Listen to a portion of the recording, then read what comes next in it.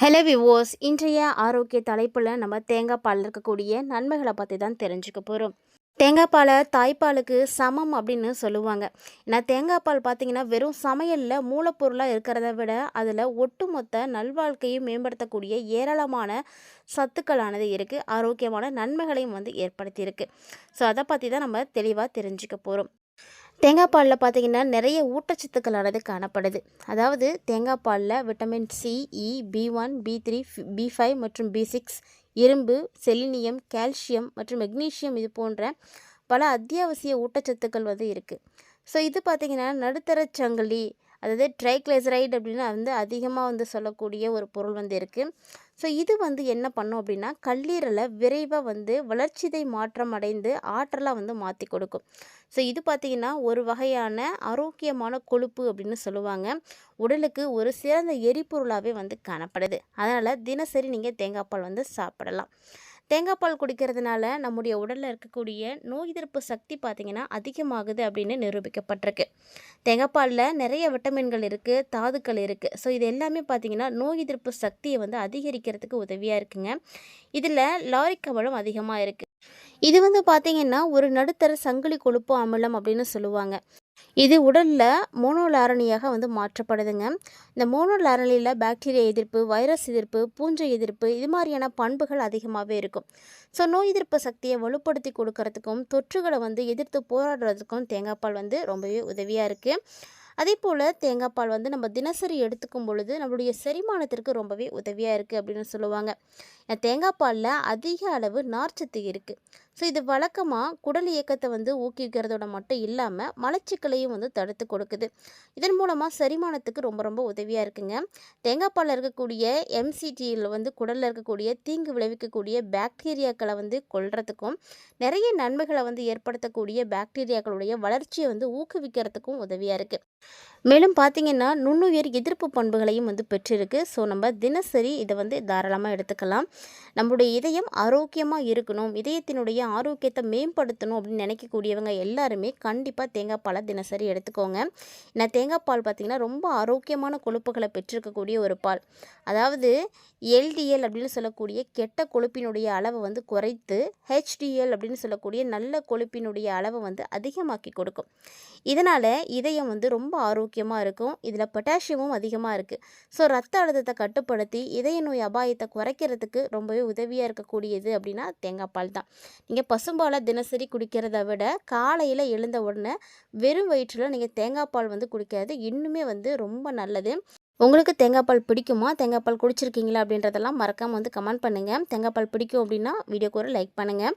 ஒரு சிலர் பார்த்திங்கன்னா வெயிட் லாஸ் பண்ணணும் அப்படின்றதுக்காக நிறைய டயட் இருப்பாங்க, நிறைய விஷயங்களை ஃபாலோ பண்ணுறது உண்டு. ஆனால் எல்லாத்த விட எடை இழக்கணும் அப்படின்னு நினைக்கக்கூடியவங்க தினசரி தேங்காய் பால் எடுத்துக்கலாம். இந்த தேங்காய் பாலில் எம்சிடியில் இருக்கக்கூடிய எல்லா விதமான சத்துக்களுமே வளர்ச்சித மாற்றத்தை அதிகமாக்கி கொடுக்கும். ஸோ அதனால் பார்த்திங்கன்னா ஆற்றல் செலவை அதிகமாக்கி இதன் மூலமாக எடை இழப்பை ஊக்குவிக்கும். தேங்காய் பாலில் இருக்கக்கூடிய நார் சத்து பார்த்திங்கன்னா ஒருத்தருக்கு திருப்தியான ஒரு உணர்வை ஊக்குவித்து கொடுக்கும், பசியை குறைக்கிறதுக்கு உதவியாக இருக்கும். இதனால் ஆரோக்கியமான எடையை பராமரிக்கிறதுக்கு ரொம்பவே யூஸ்ஃபுல்லாக இருக்கும். அதே போல் ஒரு சிலருடைய உடலில் பார்த்திங்கன்னா தேவையில்லாத வீக்கங்கள் எல்லாம் ஏற்படும். இந்த மாதிரியான வீக்கங்கள் ஏற்படக்கூடிய விதத்தை குறைக்கணும் அப்படின்றவங்க தேங்காய் பாலை எடுத்துக்கோங்க. தேங்காய் பாலில் உடலில் இருக்கக்கூடிய வீக்கத்தை குறைக்கிறதுக்கு உதவக்கூடிய ஆக்சிஜனேற்றிகள் அதிகமாக இருக்குது. அதாவது நாள்பட்ட வீக்கம், கீழ்வாதம், இதய நோய், புற்றுநோய் உள்ளிட்ட பல்வேறு உடல்நல பிரச்சனைகளோடு தொடர்புடையது. இதனால் தேங்காய் பாலில் இருக்கக்கூடிய இந்த ஆக்சிஜனேற்றிகள் வீக்கத்தை குறைச்சி இந்த நிலைமையில் இருந்து அப்படியே பாதுகாக்கிறதுக்கு ரொம்பவே உதவியாக இருக்குங்க. மேலும் பார்த்திங்கன்னா ஆரோக்கியமான சருமம் வேணும், ஆரோக்கியமான முடி வளர்ச்சி வேணும் அப்படின்னு நினைக்கக்கூடியவங்க கண்டிப்பாக இந்த தேங்காய் பாலை எடுத்துக்கலாம். ஏன்னா தேங்காய் பாலில் லாரிக் அமிலம் இருக்குது. ஸோ இது சருமத்தை எப்போதுமே ஈரப்பதமாக்கி உடம்புல இருக்கக்கூடிய அந்த சருமத்தில் இருக்கிற அந்த வறட்சியை போக்கி கொடுக்கும்.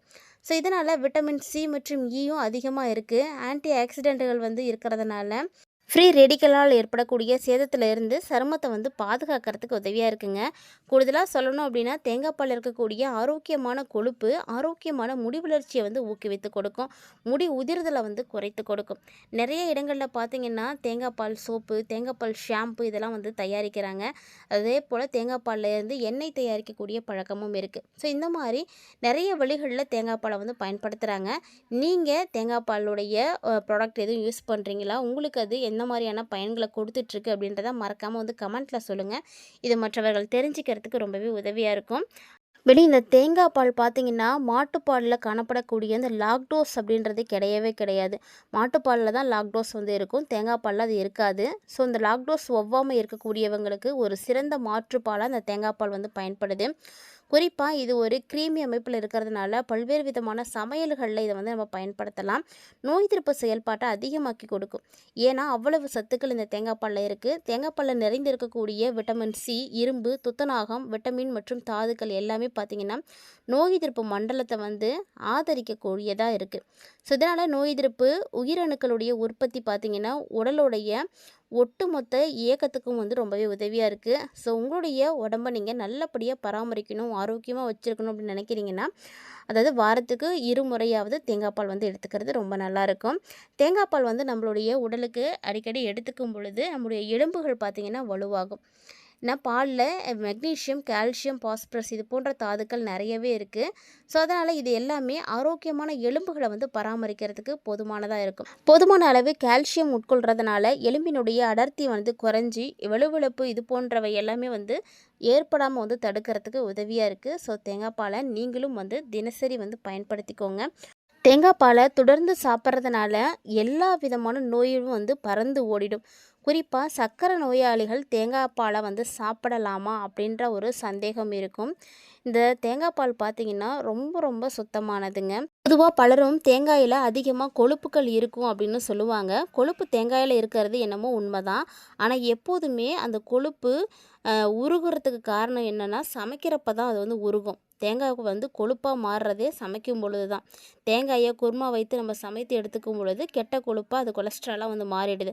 ஆனால் சமைக்காமல் அப்படியே வந்து எடுத்துக்கும் பொழுது கண்டிப்பாக அது வந்து ஒரு நல்ல கொழுப்பு. முடிந்த அளவுக்கு தேங்காயை பச்சையாக சாப்பிட்றதுக்கு பழகுங்க. தேங்காயை வந்து பச்சையாக ஒரு வேளை நீங்கள் உணவாக எடுத்துக்கிறதே வந்து ஒரு வகையில் நன்மை தான். தேங்காயை உடைச்ச 1/2 மணி நேரத்துக்குள்ளே பச்சையாக சாப்பிட்டோம் அப்படின்னோம்னா அதுதான் வந்து அமிர்தமே. அதை விட வேறு ஒன்றுமே வந்து கிடையாதுன்னு தான் சொல்லணும். தேங்காய் பாலில் உடலில் இருக்கக்கூடிய நோய் எதிர்ப்பு திறனை வந்து மேம்படுத்துறதுக்கான ஆற்றல் அதிகமாக இருக்குது. ஸோ நீங்கள் அடிக்கடி தேங்காய் பாலை எடுத்துகிட்டு வந்தீங்க அப்படின்னா உங்களை நோய்கிட்ட இருந்து ரொம்பவே வந்து பாதுகாக்க முடியும்.